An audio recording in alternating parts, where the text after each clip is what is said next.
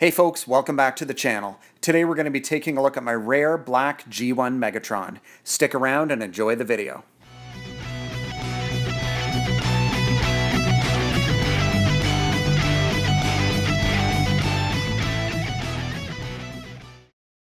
Now, I'm going to start off just by mentioning that I am a huge Megatron fan, and this dates back to the days of the original G1 cartoon and the original toy from 1984.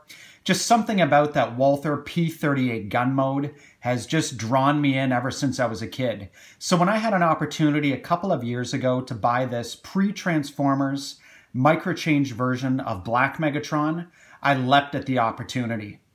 Now, when people talk about toy holy grails, this was definitely one of mine ever since I heard of the figure's existence a couple of years before I made the purchase. Now, when it comes to me actually buying this figure, I was extremely fortunate to actually get to know a local collector. This was something that he said that he had, and he was super cool about giving me a great price for it.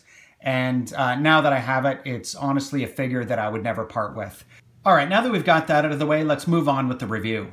Now, in the bottom left corner here, you can see it says MC, which stands for Micro Change. And for anybody that's not familiar with pre-Transformers, Micro Change was just a line of transforming robot toys that was put out by Takara, as you can see in the bottom right corner here, back in Japan in the early 80s. Now, the line wasn't particularly successful until it was later brought to North America and rebranded as the Transformers. Along the bottom here, I can't read Japanese, but I'm guessing this says Gun Robo P-38. As everybody knows, Megatron is a Walther P-38.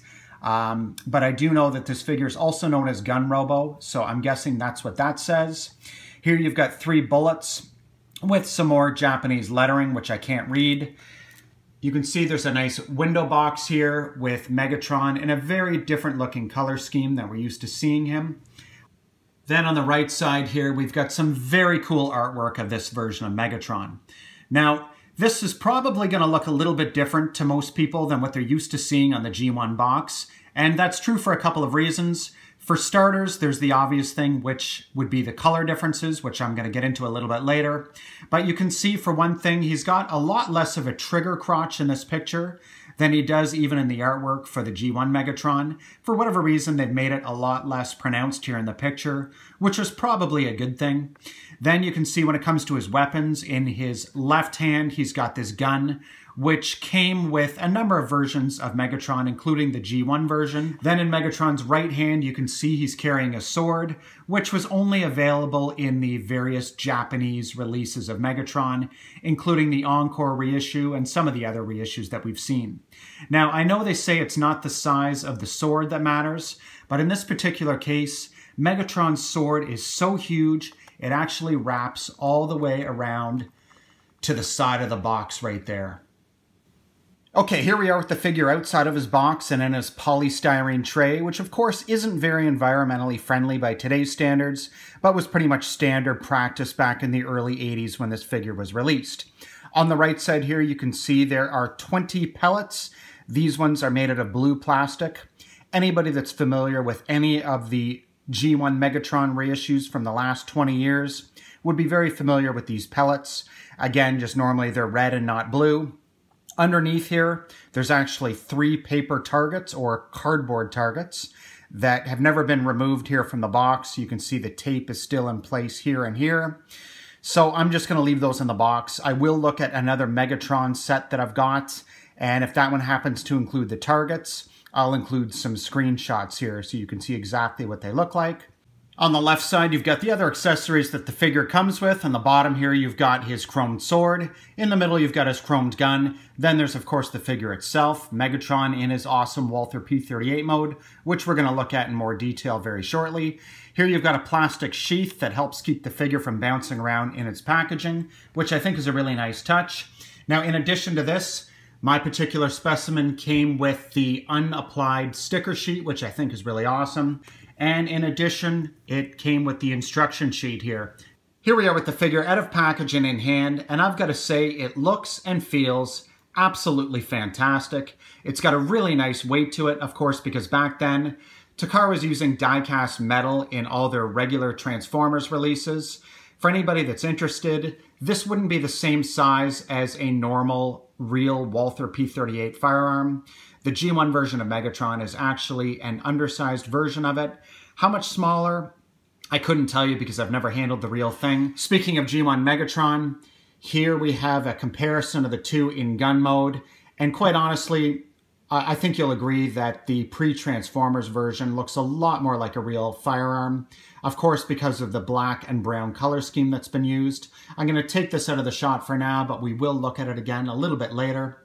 Now, I think any G1 Megatron does look realistic, and I think what does add to the realism would be all of the additional molded details that they've used to really sell the figure. Over here, you can see molded in place here, you've got the barrel retaining pin. Right here, you've got the slide stop. Up here, you've got the safety catch. And then down below here, if you can see that, we've got the lanyard hook. Even in here, you can see a little screw that's been molded in place. There's some really nice grooves here on the grip. All these things are details that would be included in a regular Walther P38. And they've carried all those details over to the toy, which again really adds to the realism. Other than the obvious color differences, I did want to point out a couple of differences between the black version of Megatron compared with the G1 release. Looking down here at the grip, you can see this is smooth, whereas the G1 version has this plastic bit on the back. You can see it as well from the side view. This, of course, is for the stock piece to slide down. The black version of Megatron didn't come with that, so there was no need for this to have that molded piece in place. Even on the top portion of Megatron, you can see an extra piece of plastic up top that isn't on the pre-Transformers version. You can see it as well from the back. And flipping it around, you can even see where it is screwed in place here on the top. Now, on the black version, you can see there is a screw hole where you could theoretically remove this from another version of Megatron and screw it into place. Although I obviously wouldn't recommend that. Now that we've taken a look at the figure in gun mode, let's move along to transformation. Okay, so to start things off, you're going to want to pull the legs down, slide both of the feet forward, unpeg the legs, and just swing them around to the side of the gun mode, getting them out of the way. Drop the head down. Then you're going to want to rotate the arms back. Now these will need to be unpegged, and then you're just going to want to fold them down and move them out of the way. Now mine's rather stiff. You shouldn't have this sort of problem with most specimens of G1 Megatron. Pull the arms out at the elbow, and using the slider, pull the fist out. Do the same thing on the other arm.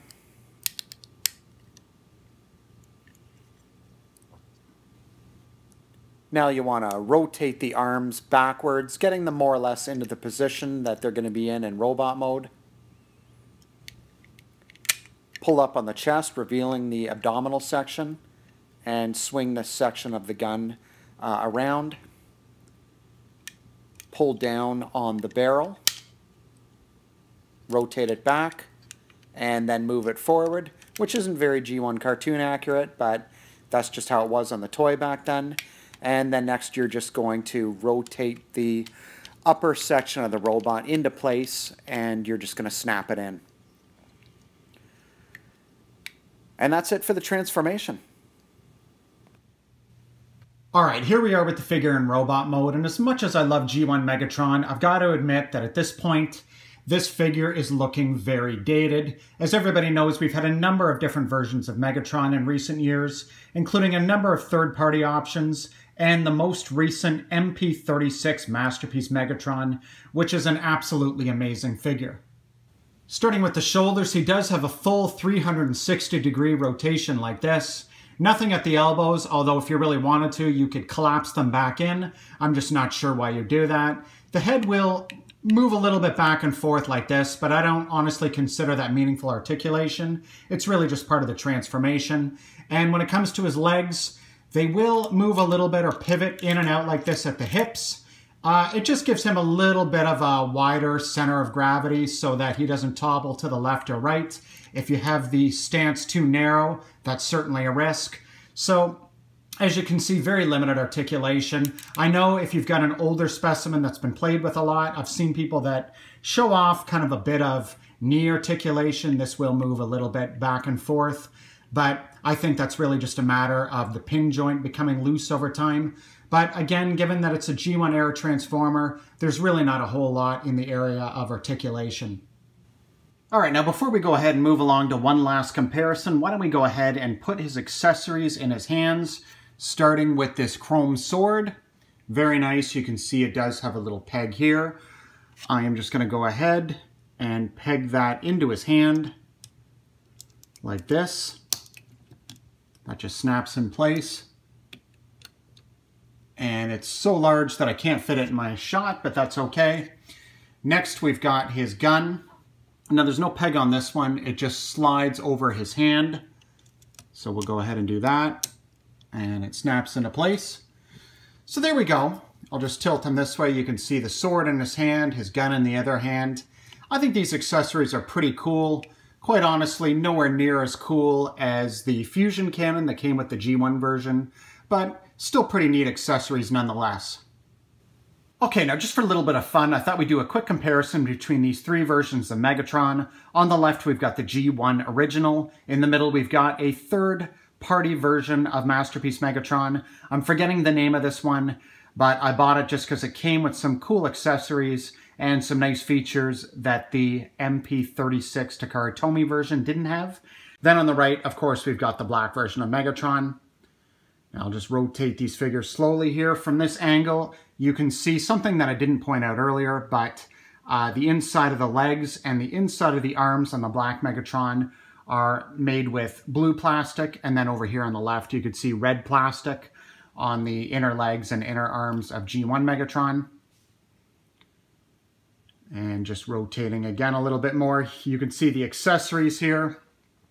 I do like the sword and I do like the gun of the black Megatron, but quite honestly, nothing beats the awesome, iconic fusion cannon that came with the G1 original. Now, I quite like the brown grip on the black Megatron. I think it looks very realistic. I think it's a nice touch. And from the back view, even the vintage versions, I think, are surprisingly clean. Now, of course, you can see the inner skeletal structure here, which is obviously necessary to transform the figure, to have him somewhat articulated. But I think it's fairly clean even from behind. The Masterpiece version, the back of the legs are very clean. This part here would normally be pretty messy, but one of the things that I liked about this third-party version is that it came with this plate here to cover up a little bit of the mess on the back. Now, I'm not too bothered, actually, by the fact that the normal Takara Tomy version is a little messy from the back, and that's just because I never display my figures from the back side anyways, so I just don't think it's a big deal. Now here you can see the shiny chrome on the G1 original, and I really love that. I've actually pre-ordered the Masterpiece version, the chromed edition, which I think will be really cool and a nice addition to my collection. I've always liked the look of the toy versions of, or the G1 toy accurate Masterpiece figures as opposed to ones that are more cartoon accurate. Now, of course, I'll take cartoon accuracy over nothing, but the chromed version of Masterpiece Megatron I think is going to really tick those nostalgic boxes for me, looking so much more like the original. Now, again, while we've got the figures here in a row, I really think that a nice option, maybe even as a limited e-hobby edition of Masterpiece Megatron, would be to do him in this black and brown color scheme. Leave me a comment in the comments section. Let me know if you agree or if maybe you would have absolutely no interest in seeing Megatron look like that. But for me, as a collector and as a vintage Transformers enthusiast, again, I think that would be a super cool version. And of course, another use of the MP36 mold. Hopefully there are some plans to do it in the near future. All right, folks, well, I think I'm going to leave it at that for today. As always, please be sure to like, comment, subscribe, and share this video. Thanks again for joining me, everybody. Take care.